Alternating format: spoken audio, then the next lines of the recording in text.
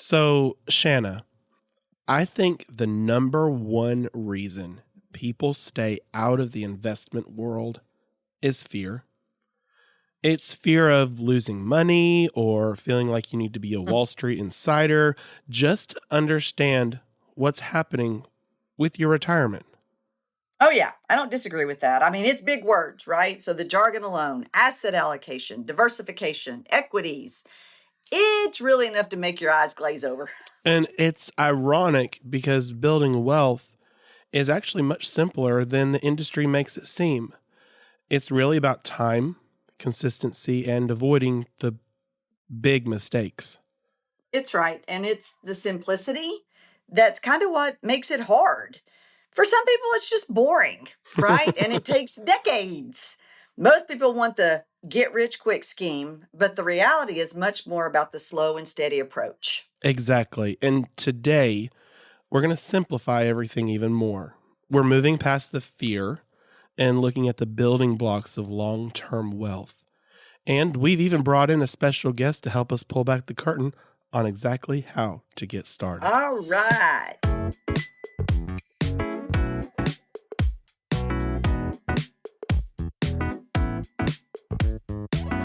Welcome back to Making Sense of Your Sense. I'm Daniel Hill. And hi, friends. I'm Shanna Browning. So today we're going to talk about those big words, and we're going to tackle it, and we're going to call it Investment 101. And we're going to break down the essentials of wealth building. And here in a few moments, we're going to talk with Clark Denton, who's wonderful and our friend, and we think the world about him and how his professional guidance can really bridge the gap between where you are and where you want to be. And so, Shanna, we're going to start with the basics. If someone has never invested a dime, what is the first thing that they need to understand? So it's really about time value of money. So it sounds fancy, right? But it just means that the money you invest today is worth more than the money you invest tomorrow because it has time to grow. Right. It's kind of like you're familiar with the snowball effect. You start with a small snowball at the top of the hill, and by the time it reaches the bottom, it's huge. My mind goes back to those cartoons you see where they start at the top, and by the end, it's like the size of a 747. It just snowballs. Snowballs, right? And that's really what you want it to do, right? It's the most common mistake is waiting for the perfect time or the perfect amount to get started. And do we really ever do that? No, we never have a perfect time. So people say, well, I'll start when I have 5,000. But you know what? You don't need 5,000. You need $50 and a plan. So let's break that down. If you put $50 away every month at a 7% return, now that may be generous, but this is just for our example. Sure. After 30 years, there's the time, you have roughly $60,000. But if you wait 10 years to start, you'd have to put away nearly triple that amount to reach the same goal. And that's the worst part, right? It's the cost of waiting. And time is really your single greatest asset, even more than the amount of money you have. And what about the psychological side of it? When the market dips, people panic. How do we explain that to, a beginner? Oh, that's kind of the hardest part. But like I tell people, don't panic, right? Like you just said, don't panic. It's a roller coaster. And I'm sure Clark has so many examples of what that looks like, right? It's a roller coaster ride. But if you wait it out and you don't panic, because if you panic and you take it out, what happens, right? It dips. When you're even starting more. again. That's correct. So you just have to understand that market volatility is kind of the price of admission for the returns you get over the long term. If you want growth, you have to be willing to sit through those dips. And it's a bit like driving a car. You wouldn't pull over and get out just because you hit a few potholes, right? No, you keep driving to your destination. And sometimes that destination can be miles or decades away.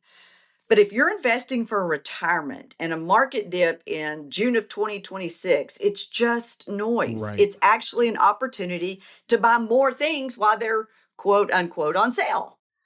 You know, we often hear people use the analogy of a casino when they're talking about stocks, but that really isn't right, is it? No, it impures, it's purely luck. Casinos are purely luck. But investing is more like really building a garden.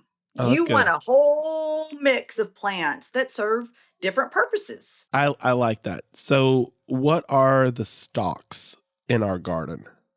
So stocks are kind of like your high growth plants, right? They're the ones that need sun and rain, and they're going to struggle in a drought. And that's what we call market volatility. But over the long term, they're going to be the ones that produce the most fruit. And that's why they're going to be driving your wealth higher. And what about bonds? Stocks and bonds. What about bonds? Bonds are your sturdy kind of hedges. They may not grow as fast as your fruit bearing trees, but they provide your structure. They're there to protect the garden from being completely wiped out by a bad season. So, when we talk about a balanced portfolio, we're just talking about having a healthy garden, a good mixture of stocks and bonds. Bingo. You wouldn't just plant fruit trees because a single bad pest or ant or anything like that could just ruin your whole harvest, right? And you wouldn't only plant hedges because then you wouldn't have anything to eat. So you have to have both to survive and thrive. That is a much better way to look at it. Risk isn't about being dangerous. It's about having a garden that can handle the changing weather of the economy. That's correct. And that is what we call asset allocation. It's your mix of stocks and bonds, and it's just you deciding how much of your garden should be trees versus hedges based on how close you are to harvest time, which what we're going to consider to be our retirement time.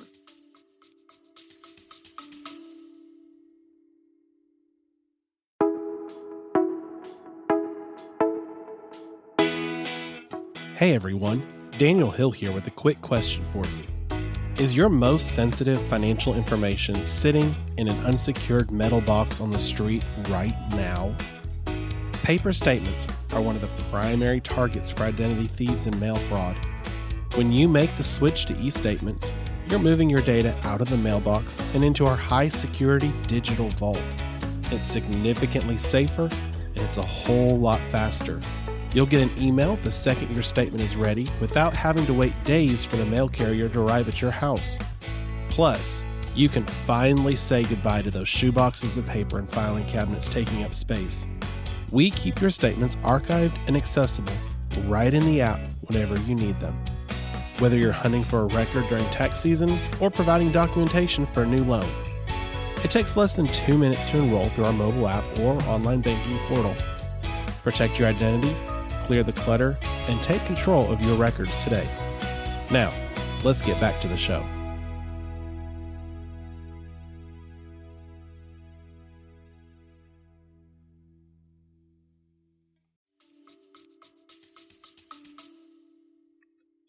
That all just makes sense, which is exactly what our podcast is about, making sense. That's right. That's and right. To help us with that today, we have Clark Denton. He's a senior partner with Denton Financial Group, a financial services firm in Knoxville, Tennessee. Clark's firm handles things for our bank that we aren't technically licensed to do. And our bank has had an alliance with his firm for over 16 great, wonderful years. Each Wednesday is his dedicated bank day, and he travels to our branches to meet with our customers. Clark, tell us a little bit about the alliance that your firm has had with First Century over these many years. Sure, Daniel. Hey, Shanna, how are you doing? I'm great, Clark. Thanks for being here. Well, thanks for having me on the podcast. Yes, my firm does help out with customers' retirement planning, tax-deferred investments, annuities, guaranteed income, stocks, bonds, life insurance, pretty much things that the bank doesn't do. And it's been a great relationship for over 16 years. Mm. So, Clark, we're really glad you do that because Daniel and I don't do that. But we love No. talking about doing that. So we're so grateful for you. And I know that our clients and our customers are just thrilled too. So I know that our clients dictate what's important to them. But can you talk a little bit about what should be important to them? Sure. Great question. My suggestions here are going to be painted with a very broad brush and assume certain things about individual situations, but financial planning by definition is tailor-made to that person's circumstances. That makes complete sense. You can't just fit the same size shoe on everybody. So where should someone in, let's say, their 20s or 30s start? That's great. So if possible, please max out your 401k plan and get on a budget. There are several resources online for budgeting. Budgeting is supremely important. It lets you know where all your money is being spent. Now, going back to the 401k, if you're unable to max out to the IRS limits, then at the very, very minimum, contribute the maximum to get your employer's full match. This is a mistake many people make. They don't realize the power of their employer match and how easy it is to contribute through their paycheck. You just go online, click on your contribution percentages, and invest. It really is that simple. If your employer does not offer a plan through work, well, you can still plan for retirement. You can open up an IRA yourself and then contribute to those IRS limits. Man, that's some great advice. See, it sounds really complicated, doesn't it? But Clark, you just made it sound so simple. So it's a very, very simple yet overlooked strategy, right? Always take advantage of what your work is doing for you, your employer. And like Clark said, like you just said, Clark, it's make your own IRA. So you mentioned a little bit in everything that you do that you mentioned life insurance. So can you talk a little bit about that? But yes, before I do, let me go into a little bit, kind of off script here about some of the numbers that the IRS has this year. This year is probably the most complicated as far as ceilings and maximums go for contribution limits. So a lot of it depends on your age. And so in 2026, most people can contribute $7,500 to an IRA. But if you're 50 or older, you can contribute $8,600. And if you're in a 401k under age 50, it's $24,900 a year. But check out what they did. If you are 50 to 59 years old or 64 plus, you can do an additional $8,000. Oh, wow. And then you may say, well, what happened to the people that are 60 to 63? Well, they changed that to an additional $11,250. So it's really interesting how all these maximums are based on your age. So if you are 50 or older, please look into the maximum you can do because it is different depending on your age. So Good Shanna, to know. Yes. So going back to the insurance portion, I think that life insurance absolutely is foundational, a part of everyone's financial planning, because if you're not alive, then your plans aren't going to happen. So most people early in life should just do some level term insurance. It's very inexpensive. Clients can lock in their health and premiums for 15, 20, even 30 years. And we've done an episode on term versus whole life insurance. If you've not listened to that, again, we're not insurance or investment professionals, but we did try to break it down a little bit. I encourage you to go back and listen to that episode. You talked a minute ago too, Clark, about IRAs. How many types are there and how do they work? And I know that's kind of a loaded question. Just put you to sleep here. So there are a lot, and there's simple IRAs, and simple actually is an acronym. It stands for Savings Incentive Match Plan for Employees. It's often been called a poor man's 401k. There are traditional IRAs, of course, Roth IRAs, and then even deeper in the weeds, 403B plans are for teachers, nonprofits, priests, hospitals. 457 plans. There's simplified employee pension plans. Wait, hang on. That's a lot of information, Clark. No doubt. And all these names are how the IRS registers these plans or how the client sets them up. They're for clergy, the self-employed, small business owners. For this discussion, and to make it simple, I'll just stick to traditional IRAs and Roth IRAs. And the main difference between those two is taxes. Generally, a traditional IRA lets you deduct the amount off your taxes of that contribution. The Roth IRA does not. You mentioned that the Roth IRA, why would you want that if it's not tax It's deductible? a great question. The Roth IRA, while it's not tax deductible, it grows tax free and is withdrawn tax free. Free. It's my favorite word. That's unheard Free. of. It's a great option for clients. There are even Roth 401ks, which most employers have now as well. So within your plan at work, you can add to a Roth 401k. But traditional IRAs have their advantages too. It depends on pay me now or pay me later and which option best meets the client's long-term goals.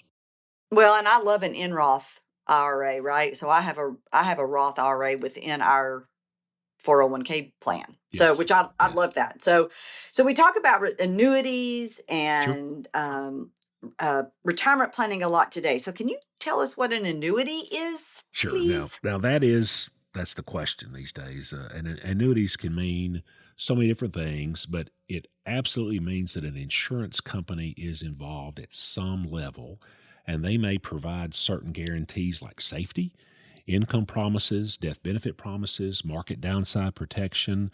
There are as many annuities out there as car makers, or it seems. And just like cars, there's good ones and there's bad ones. But once again, it depends on the client and their specific situation and long-term goals. Annuities are there to transfer a specific risk. And today, one of the most popular are lifetime income annuities because our pensions are gone now. Yep. Used to, our grandparents would work for 30, 40 years, same company, get a pension for life. That and Social Security was all you needed. These annuities now allow clients to create their own lifetime income stream. And insurance companies are uniquely qualified for taking on this risk.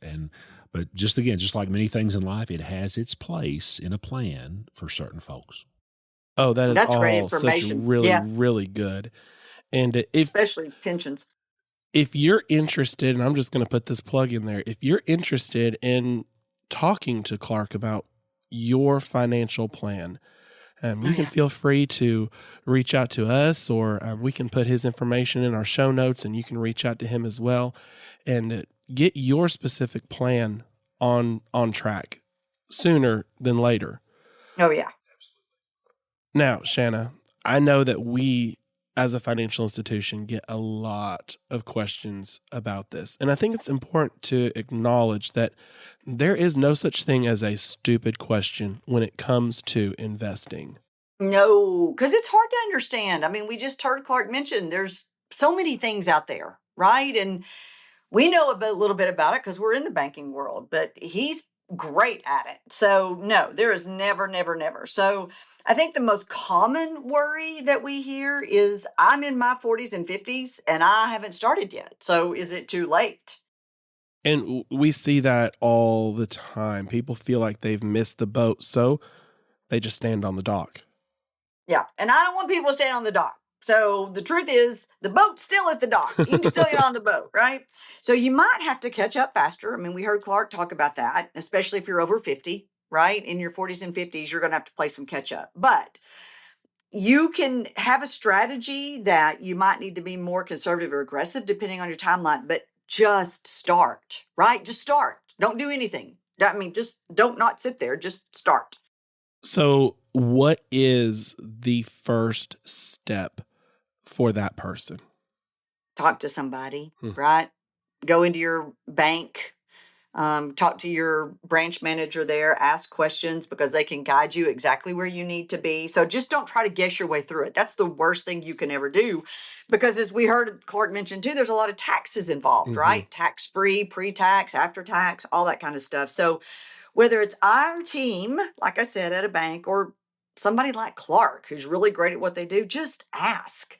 I think, and I can think that Clark would agree and you would agree, Daniel, that the biggest mistake is just doing nothing. at all. Absolutely. Absolutely. And I love that mentality is don't be afraid. And don't be afraid to ask about the fees too. People are often scared to ask, what does this cost? Oh, 100%, right? But if they can't explain the fees to you in just common language, just keep looking, because transparency, more than anything else, is truly a good financial partnership. Exactly. Exactly. This episode has just been a great foundational session. And we want to leave everyone with one concrete, impactful task. All right. So the tip this week is what we're going to call the allocation check. Log into your 401k, or if you just don't have a 401k, but an IRA, and see exactly what you have, what you own. It sounds simple, but you'd be shocked how many people have money sitting in a default fund that they haven't looked at in a decade. Log in, look at the asset mix, and see if it still makes sense for your age and for your goals. I'm going to add in here too, if you have changed jobs, and I think Clark would agree on this one, if you have changed jobs and you didn't pull that money with you from your other job, that money's just sitting over there. Just get transfer paperwork and pull that money with you at all times. And so I think this conversation highlights exactly that right there, of how much control we have just to take that first step. It really does. And it's not about being a financial genius. It's about being a consistent one. Right. And so like we told our listeners, you got to grow your garden, right? So figure out what that is. So it's a simple way. If you'll just log in to your 401k or your IRA or wherever you've got your money sitting, it's just a simple way for you to look at that and build momentum off of that. Absolutely. And Shanna, we have an exciting one coming up next week. We are going to talk about understanding your paycheck, gross versus net. What does that mean? Oh, it means so much. So make sure that you're subscribed. So when that episode lands, it's in your feed next Tuesday morning. Exactly. Thank you so much for trusting us with your time today. We'll see you back here next Tuesday. And Clark, thank you so much for being here too. My pleasure. A lot of fun. It's been fantastic. So until then, next Tuesday, keep making sense of your cents.